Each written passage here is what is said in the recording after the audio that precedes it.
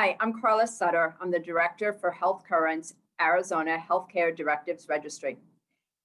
Today's topic is wishes registered, wishes honored. What advanced care planning documents should you complete in Arizona? Now is a great time to discuss and complete your advanced directives. This last year has taught us that life can change quickly and we need to be prepared. To begin, let's talk about what advanced directives are. Advanced directives are legal documents that outline what healthcare and treatment decisions should be made if you're unable to communicate those wishes. In Arizona, these documents include a living will, a durable healthcare power of attorney, a mental health care power of attorney, and the pre-hospital medical care directive, do not resuscitate. One of the first questions people ask is, where do I get the forms and who completes them for me? The second question is often, how much does it cost and do I need an attorney? In most cases, there's no cost to complete your advanced directives. There may be situations, however, where you are working with an attorney, whether fee or pro bono, on other planning, and they may incorporate these documents into the work they are doing for you and your family. The forms are intended to be completed by people that do not have legal or medical training, and many of the document templates include step-by-step instructions, sample language, and questions to consider. You may want to include clergy from your religious or faith community, or if you're under the care of a healthcare provider or working with a health or social service case manager, you can also discuss any questions with them. A simple internet search of advanced directive documents in Arizona will bring up multiple websites, some that offer, quote, free documents from various document prep or legal companies. Look carefully, as these options will often require you to set up an account and may require a purchase to download. Instead, begin with nonprofit and government websites that provide the documents at no charge and may offer additional tools and resources to help you fill them out. In Arizona, for example, the Attorney General's website is an easy place to begin. On this site, there is a life care planning packet that is extensive. They have forms available that are fillable, or you may print and fill out on your own. So let's talk about the different documents and how they work together and what's unique about each one.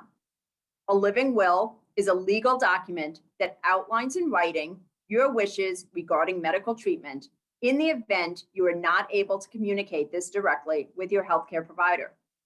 It can also help guide your designated healthcare power of attorney if you have elected one. This form will generally include the types of treatment you do or do not want to sustain life. Your living will also may include your wishes about organ donation, autopsy, funeral planning. Because of the name, this is often confused with a will.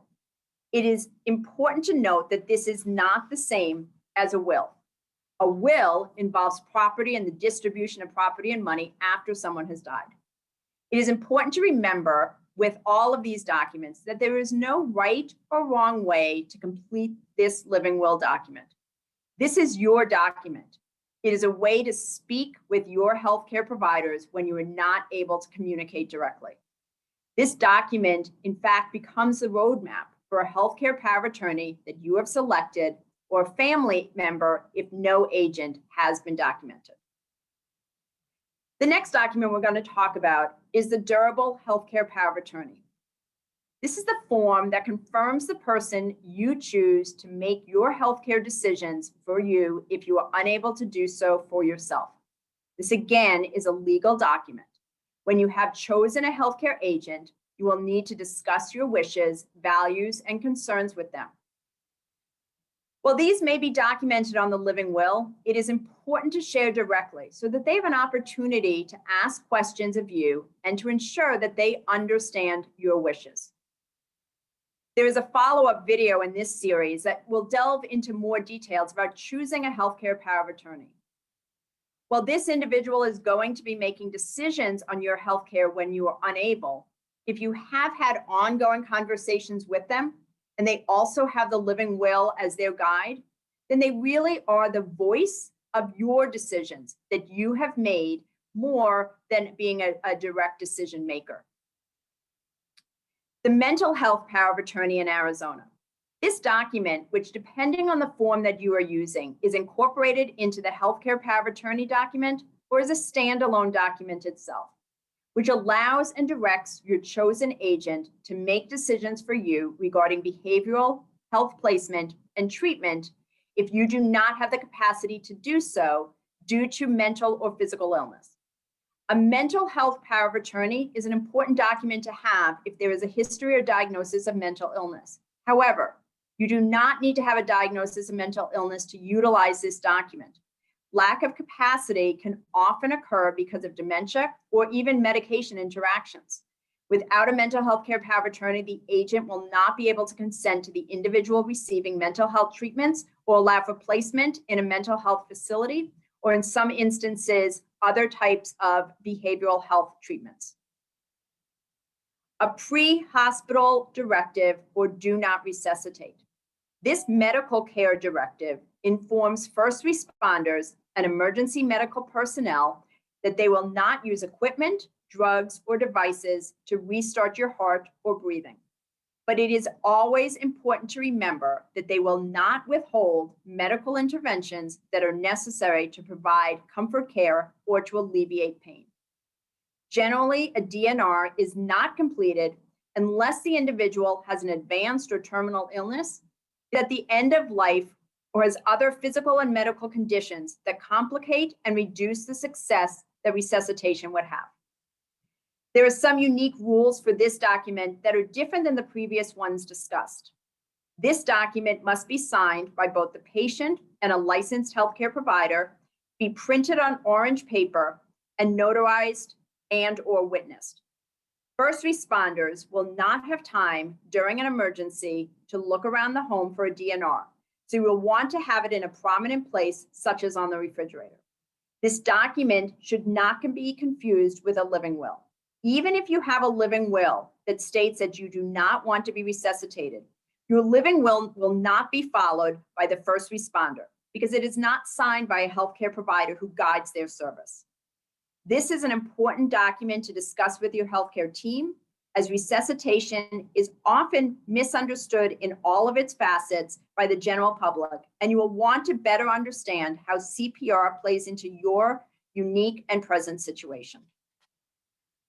Advanced directive forms, such as the living will, the durable healthcare power of attorney, and the mental health care power of attorney, must be signed in front of a witness or notarized. The witness cannot be anyone appointed as your agent in the document, needs to be over the age of 18, cannot be a relative or beneficiary of your estate, or directly involved in administering healthcare to you. These are specifically talked about on the document itself so that you understand what makes it a legal document. And finally, there is another document that fits within the continuum of these advanced care planning documents, but is not called an advanced directive. This is called a POST. And the Arizona POST is a portable medical order that tells emergency providers what treatments you want to have during an emergency health situation. Additionally, a POST form is meant to clarify your treatment goals. This is not considered an advanced directive, but instead is a medical order and must be completed by a healthcare provider to be valid. Generally, POST is designed for those with serious illness or frailty for whom the healthcare professional would not be surprised if the patient dies within 1 to 2 years of signing this document. The Arizona Hospital and Healthcare Association is the home of the Arizona POST.